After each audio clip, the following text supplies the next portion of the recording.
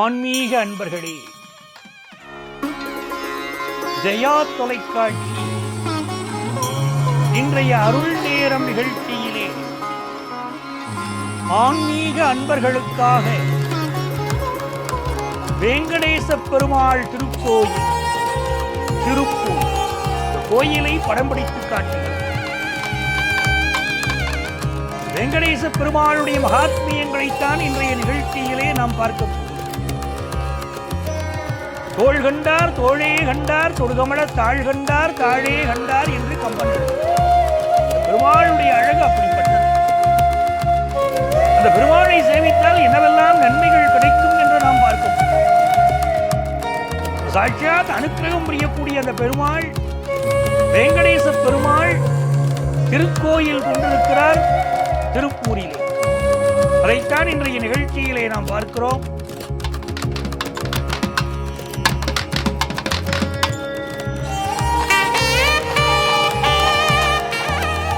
ஓம் நமோ வெங்கடேசாய காமிதார்த்த பிரதாயினே பிரணதகலேசநாசாய கோவிந்தாய நமோ நமः.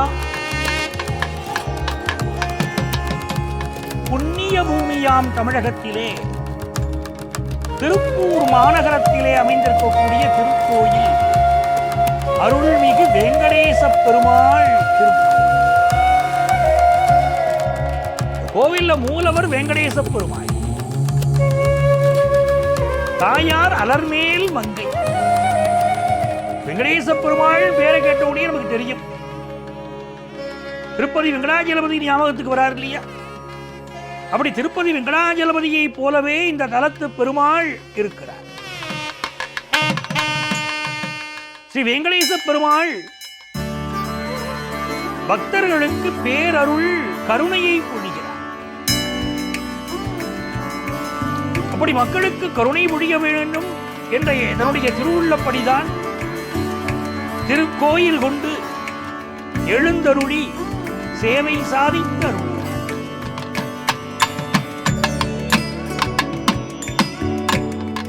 திருப்பூர் திருப்பதி வெங்கடேச பெருமாள் திருப்பூர்.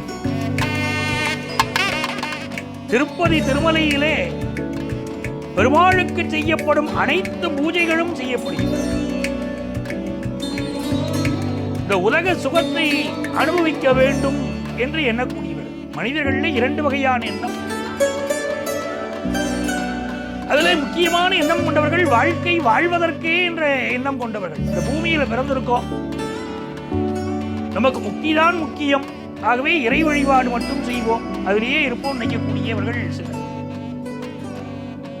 இன்னும் சிலருக்கு இந்த பூமியிலே நாம் வாழ்க்கையை அனுபவிப்பதற்காகத்தான் பிறந்திருக்கிறோம் என்ற எண்ணம் கொண்டவர்கள்.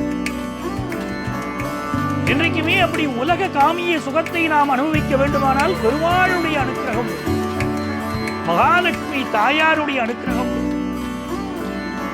நல்ல செல்வ செழிப்பு வேணும், வாழ்கிற வாழ்க்கையிலே ஒரு வசந்தம் வேண்டும் அப்படின்னு நினைக்கக்கூடியவர்கள் இன்னைக்கு மகாலட்சுமியை வழிபடணும், பெருமாள் வழிபாடு செய்யணும். என்னுடைய வீட்டிலே இன்றைக்கும் செல்வ வளம் நிறைந்திருக்கணும், என்னுடைய பிள்ளைகள் நல்ல படிக்கணும், வாழ்க்கையில் உயர்ந்து வரணும் அப்படின்னா விஷ்ணு சகஸ்ரநாமத்தை பாராயணம் பண்ணணும். இது அற்புதமான ஒரு மருந்து. நம்மள பலர் என்ன பண்ணுவோம், கையில வெண்ணெயை வச்சுட்டு நெய் குத்தி அலைஞ்சிட்டு இருப்போம், எங்கேயாவது நெய் கிடைக்குமான்னு கேட்போம். நம்ம கையில இருக்கக்கூடிய வெண்ணெயை உருக்கினால் அது நெய்யாக மாறும் என்று நமக்கு தெரியாமல். அப்படித்தான் இந்த வாழ்க்கை. நம்முடைய முன்னோர்கள் பல்வேறு வகையான இறை மந்திரங்களை கண்டு உணர்ந்து நமக்கு சொல்லி இருக்கிறார். அந்த மந்திர சொரூபனாகத்தான் தெய்வங்கள் விளங்குகின்றார். அப்படி விஷ்ணு சகஸ்ரநாமத்தை சொன்னால் பெருமாளுடைய அனுக்கிரகத்தை நாம் எவரோ ஒருவர் விஷ்ணு சகஸ்ரநாமத்தை ஒரு ஆண்டு முழுவதும் பாராயணம் செய்கிறார்களோ அந்த குடும்பத்திலே என்ன வகையான குறைகள் இருந்தாலும் இந்த குறைகள் அகல்கின்றன. சாதாரண நிலையிலே இருக்கக்கூடிய மனிதர்கள் கூட உயர்ந்து விளங்குவதை என்னுடைய அனுபவத்திலே நான் கண்டேன். அப்படி விஷ்ணு சகஸ்ரநாமம் அப்படி ஒரு கை மருந்து. ஆகவே தினந்தோறும் அவரவர் வீடுகளிலே இல்லங்களிலே தீபம் ஏற்றி விஷ்ணு சகஸ்ரநாமம் பாராயணம் செய்யுங்கள். கடுமையான வியாதி உடையவர்களாக இருந்தாலும் சரி, உங்க வீட்டுல பிள்ளைகள் சரியா செட்டில் ஆகலைன்னு நினைச்சாலும் சரி, இந்த விஷ்ணு சகஸ்ரநாமத்தை உட்கார்ந்து பாராயணம் பண்ணினால் ஒரு பாராயணம் உலகத்திலே உங்கள் அபிலாஷைகளை எல்லாம் பூர்த்தி செய்யும். திருப்பூர் வெங்கடேச பெருமாள் திருக்கோயில் இருக்கிறதே ஒரு அற்புதமான திருத்தலம். பத்மாவதி தாயார் என்று வழங்கப்படும் அலர்மேல் மங்கை தாயார் தனி கோயிலிலே நாச்சியாராக பெரிய தாமரையில் அமர்ந்து மேல் இரு திருக்கரங்களிலும் தாமரைகள் ஏந்தியும் மற்ற கரங்கள் அவைய வரத ஹஸ்தமாக கொண்டு காட்சி. ஹஸ்தம்னா கை, உள்ளங்கை. அவைய ஹஸ்தம் காட்டுகிறாள் என்று சொன்னால் நமக்கு அவள் ஒரு பாதுகாப்பை தருகிறாள். அவளை வேண்டிக் கொண்டால் நமக்கு பாதுகாப்பு கிடைக்கும். நமக்கு வேண்டும் வரத்தை தரக்கூடியதுதான் அந்த வரதஹஸ்தம். அம்பாள்கிட்ட வேண்டிக்கிறோம், எனக்கு இந்த வரம் வேணும், என் பிள்ளைகள் படிக்கணும், என் பொண்ணுக்கு கல்யாணம் ஆகணும், நமக்கு என்ன அபிலாஷைகள் உண்டோ அம்பாள்கிட்ட வேண்டிக்கலாம். அவைய வரதஹஸ்தமாக காட்சி தருகிறாள். இன்னும் பலர் முதுமையிலே தவிப்பார்கள். என்னுடைய பிள்ளைகள் எல்லாம் அமெரிக்கா போகணும்னு ஆசைப்பட்டேன், ஆஸ்திரேலியா போகணும்னு ஆசைப்பட்டேன், வெளிநாடுகளில் வாழணும்னு ஆசைப்பட்டேன். என் குழந்தைகள் நன்றாக படித்தார்கள், வெளிநாடுகளில் வெளியூர்களில் வாழ்ந்தார்கள். ஆனால் தாயும் தகப்பனும் நாங்கள் முதியோர்களாக எங்கள் தனிமையிலே வாழ்ந்து கொண்டிருக்கிறோம். வாடி குழந்தைகள் இல்லாத வாழ்க்கை கஷ்டமா இருக்குன்னு பல பெரியவர்கள் சொல்றார்கள்.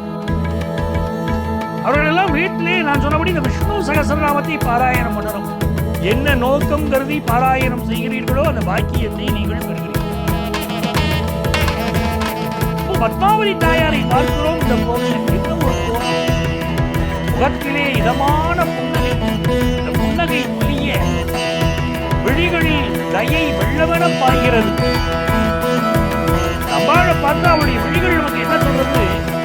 ஏன் அஞ்சுகிறாய், நான் இருக்கிறேன், பயப்படாதே என்று சொல்வதைப் போலே அந்த விழிகள்.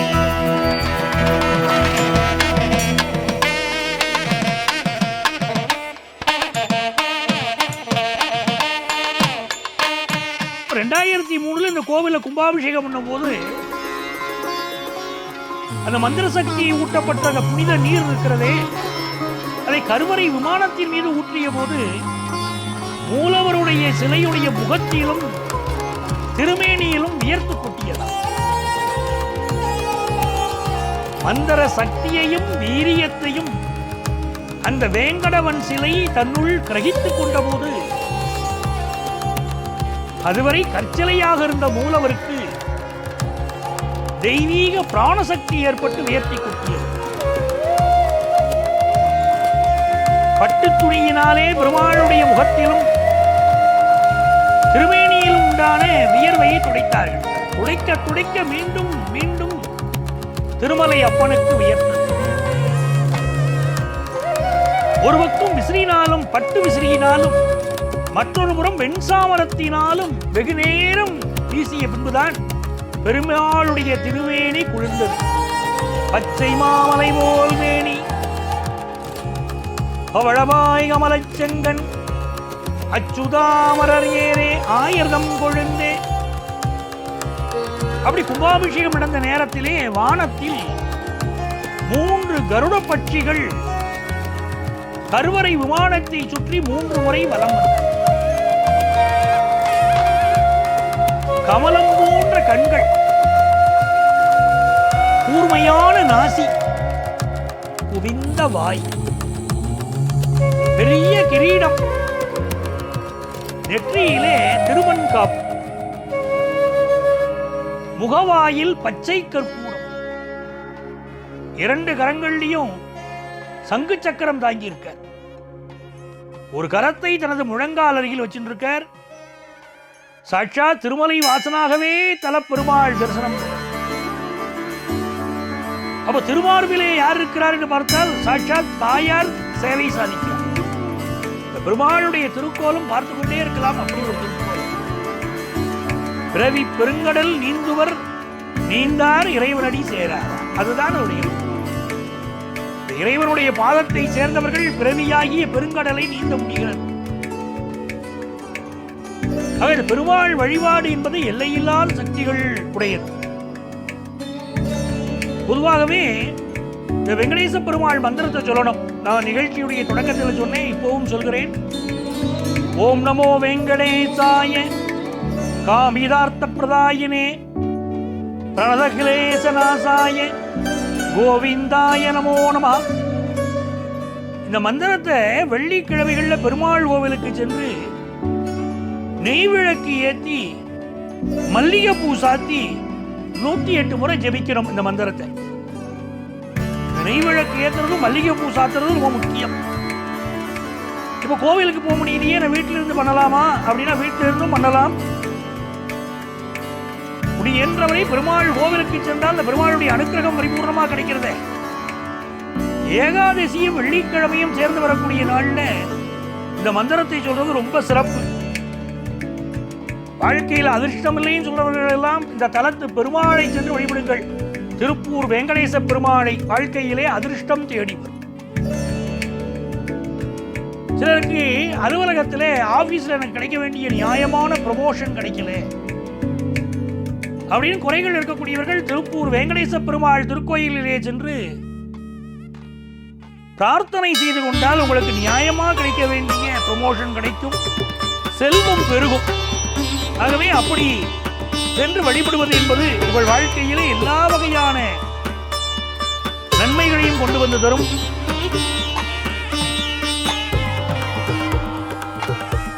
அன்பர்களே, திருப்பூர் செல்லுங்கள். திருப்பூர் வெங்கடேச பெருமாளை வழிபட்டு எல்லா நலன்களையும் பெறுங்கள். ஓம் நமோ நாராயணாய என்ற மந்திரத்தை சொல்லிக்கொண்டே இருங்கள். மந்திரத்தை கேட்பவர்களுக்கே முக்தி என்றால் அதை சொல்லிக் கொண்டிருப்பவர்களுக்கு எவ்வளவு பயன் கிடைக்கும்.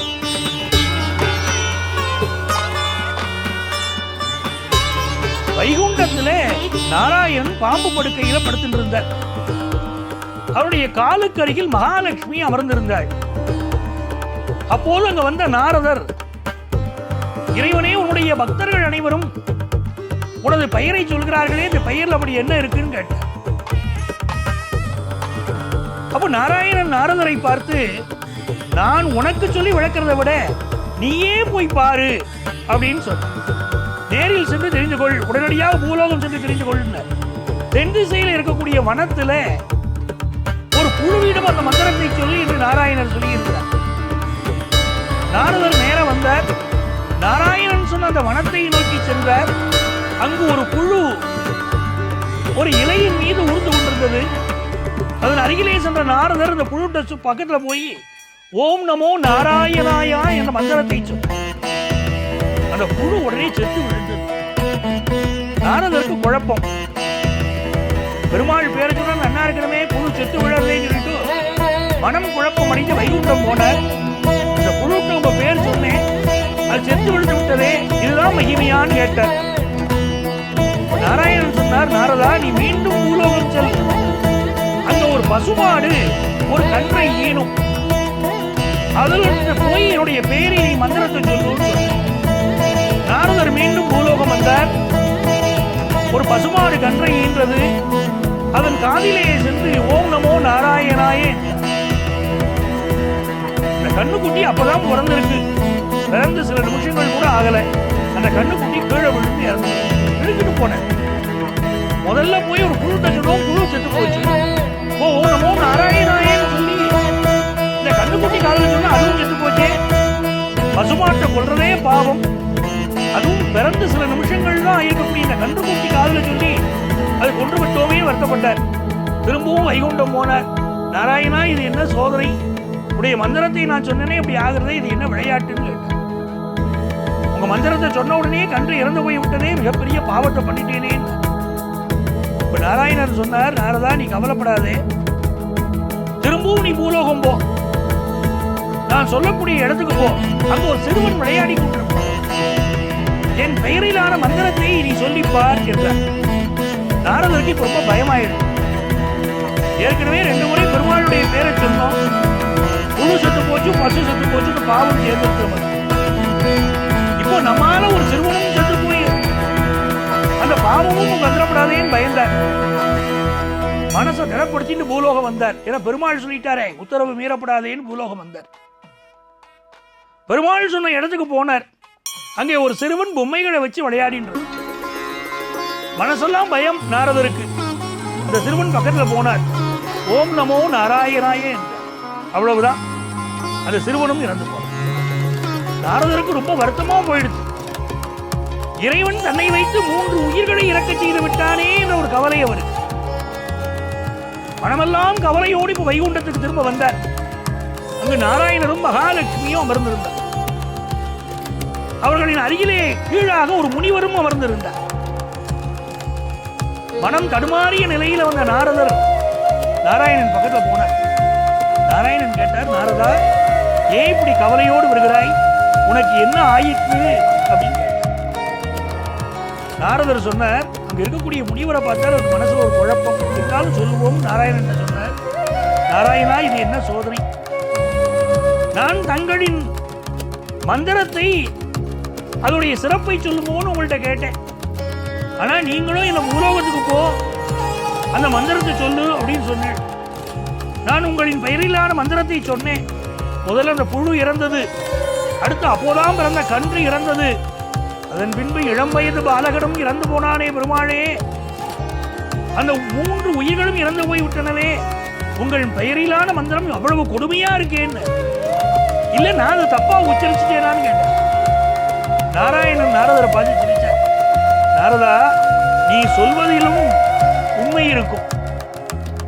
எங்க ஏன் முன்னால ஒரு முறை அந்த மந்திரத்தை சொல் பார்க்கலாம் என்றார். இறைவன் இருக்கக்கூடிய இடத்திலே தனது மனதை இடமாக்கி கொண்டு கண்களை மூடிக்கொண்டு அந்த மந்திரத்தை சொன்னார் நாரதர். ஓம் நமோ நாராயணாய என்று சொன்னார். நாரதர் கண்களை திறந்து பார்த்தார். இறைவனின் கீழாக அமர்ந்திருந்த அந்த முனிவர் உடலை விடுத்து அந்த ஆன்மா இறைவனின் காலடியை சென்று அடைந்தது. அந்த முனிவருடைய ஆன்மா. நாரதர் கலங்கி போய்விட்டார். நாராயணன் இப்பொழுது நாரதரை பார்த்து, நாரதா, எனது பெயரை உச்சரித்தால் அனைத்து உயிர்களும் முக்தியடையும். உனது வாயால் எனது பெயரிலான மந்திரத்தை கேட்டதும் நீ நமோ நாராயணாயன் அந்த புழுட்ட போய் சொன்னேன். அந்த புழுதான் பசுவாயிடுச்சு. இப்ப அந்த பசு கண்ணுக்குட்டி என்ற பொழுது அந்த கன்றாக மாறியதே, அது போய் நீ நமோ நாராயணாயன்னு சொன்னேன். அதனால அந்த கண்ணுக்குட்டி தான் பின்னால பாலகனா பிறந்தது, மறுபிறப்படைந்தது. அந்த பாலகன் காதல போய் உன் நமோ நாராயணாயே என்று நீ சொன்னாய். அவன் மகா முனியாக அவதரித்தான். அந்த பெயரிலான மந்திர சிறப்பினால்தான் அந்த மந்திரத்தை இங்கே வந்து நீ சொன்னதும் அந்த மகாமுனியும் முக்தி அடைந்தார். ஆகவே இந்த மந்திரம் அனைவரையும் முக்தி அடைய வைக்கும் என்பதை நாம் புரிந்து கொள்ள வேண்டும். நாராயணரே நாரத மகரிஷிக்கு அந்த மந்திரத்துடைய அந்த பெருமையை சொல்லி இருக்கிறார். ஆகவே அன்பர்களே, தினமும் உங்கள் இல்லங்களிலே ஓம் நமோ நாராயணாயே என்ற மந்திரத்தை சொல்லிக்கொண்டே இருங்கள்.